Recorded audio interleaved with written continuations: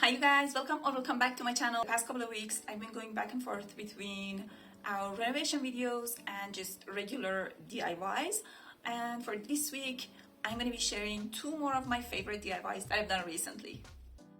I know everybody had a donut vase at some point, and I know everybody's tired of them by now, but I saw these ones on Pinterest the other day and they just looked so cute to me with the handles. I don't know, I just really fell in love with the little handles and the shape. I don't know, it just looked different to me, and I decided to kind of try to make something similar to it.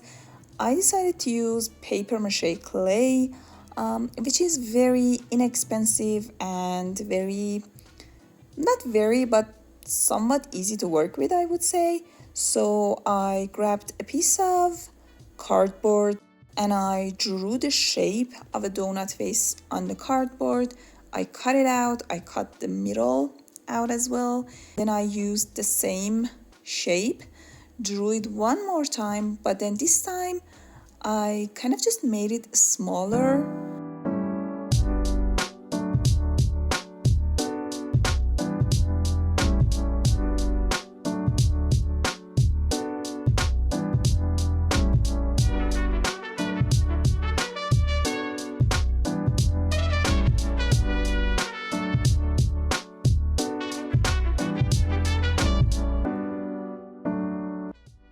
Once I was happy with the size of the second piece, I just used that as a template and drew and cut out one more piece, the same size, and then used that again and made two smaller ones.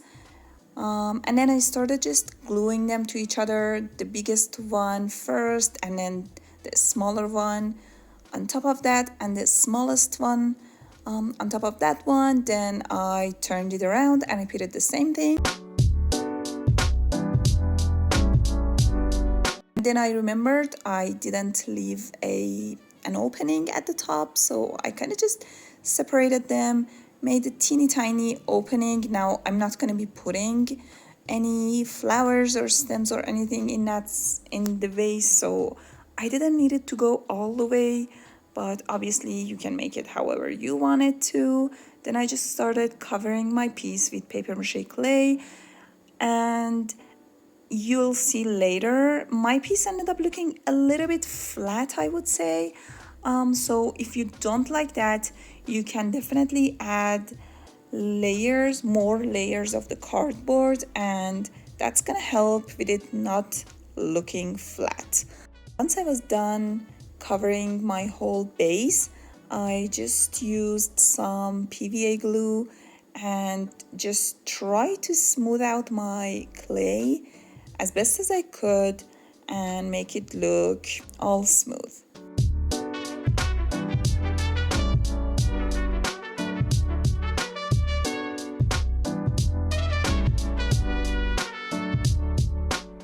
Then I used a piece of wire to kind of just make the handles. As you can see here, the paper mache clay didn't stick to the wire. I was really just trying to cover it and build the handles, but it didn't work, as you can see. So this time I tried to attach the wire to my base first and then cover it with some clay. This time it worked a little better. Still, I was struggling to make the handle look nice. So instead of trying to make it look nice, I just tried to make a solid, I could say, handle that was on a thinner side, so that I could let it dry, and then I would have a good base to build my handle more and make it look, I don't know, chunkier and just nicer and how I wanted it to look. Next day, once the piece was completely dry, I grabbed a piece of sandpaper and I wet my sandpaper. I heard about this technique, and apparently it helps smooth out your paper mache clay, and I decided to give it a go, and it actually worked really nicely. You do need to keep sanding and it does take time, but it smooths out your clay so nicely. After that, I actually mixed some of the clay with a ton more PVA glue, made this super sticky paste clay thing, and just tried to cover my base with the mixture. And I don't know, I feel like this helps just filling all the teeny tiny gaps that were left and gave me a smoother surface.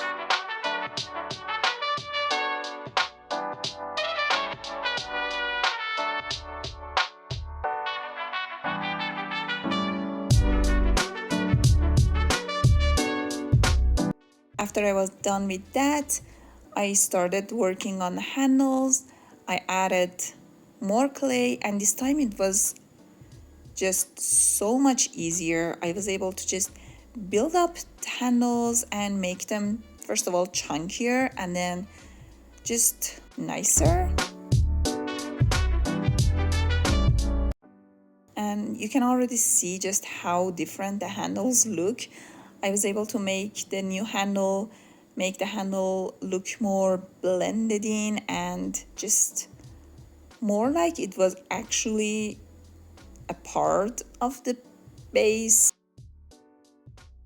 And then I covered the bottom of the vase as well.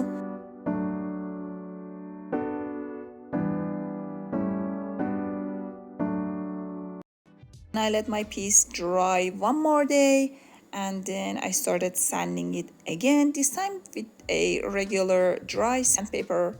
Then grabbed some off-white acrylic paint, added some baking powder to it to make it textured.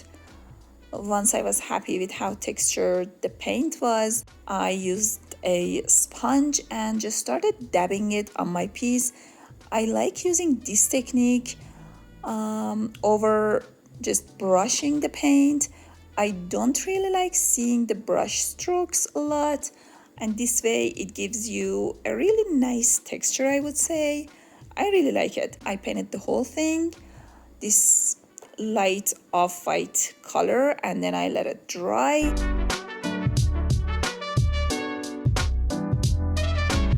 Once it was dry, I just felt like it was just looking a bit flat and bland, I guess. Mixed some brown acrylic paint with a ton of water, made it super runny, grabbed some of the paint with my paintbrush, and I made sure that there was the tiniest amount of paint on my paintbrush because I didn't want any large splashes, if that makes sense. You can see it better here. I just tried to splash the paint on my piece and creating tiny little splashes of brown and then some black acrylic paint. And yeah, that was just it. That completed my piece.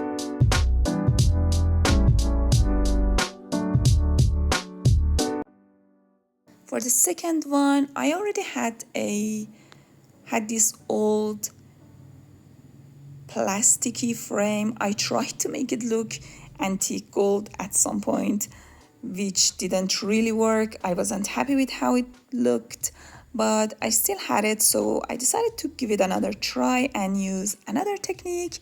I had these PVC trim pieces and this, I don't know what these pieces are called, but these are like corner pieces. These ones are painted because I just like to paint stuff when I'm bored. I started with the trim piece, started gluing it on my frame.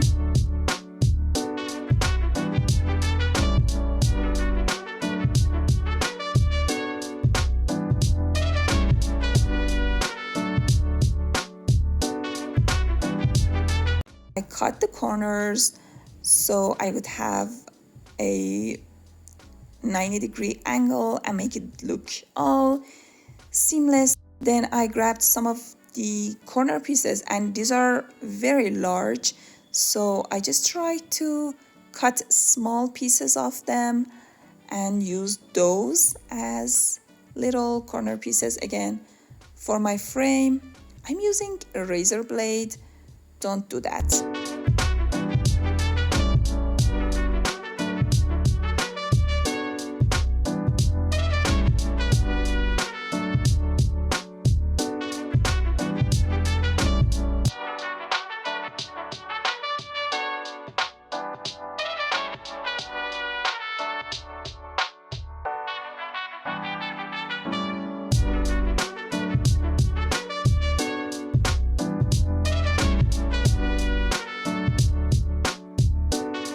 This is the next day, and as you can see, the frame is looking 100% different. I just finished the design and ended up not liking it.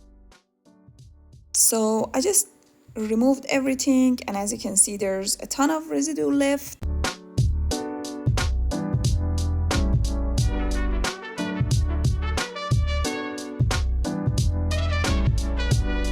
I felt like I just needed to be happy with the designs and I could live with the imperfections. So this is the design that I ended up with, and I really like this one a lot more than the previous one. Then I grabbed some dark gray acrylic paint, painted the whole thing. It doesn't have to be dark gray, it has to be a dark paint for it to look antique and old, but you could use dark brown, which works really nicely, looks really beautiful. You can even use black instead of gray or brown. Anyways, then I grabbed some rub and buff and started just applying it, putting it on my piece.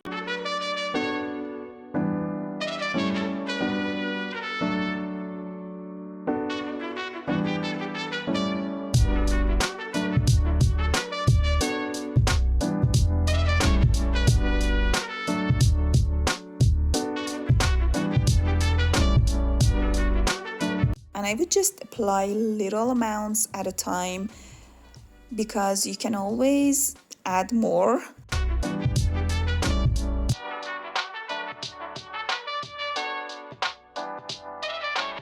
I just kept on adding more of the rub and buff until I was happy with how the piece was looking.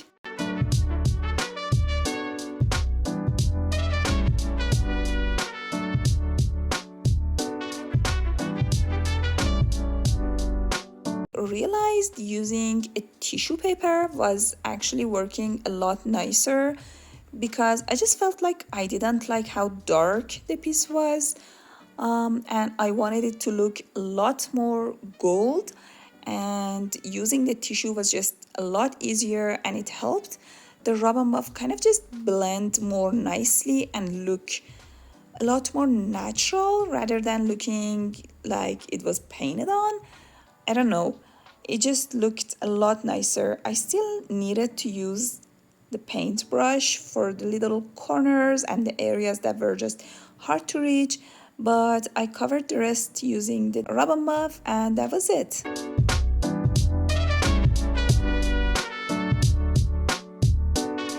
So I hope you enjoyed today's DIYs. If you did, please let me know down below which one was your favorite, and make sure to come back next week.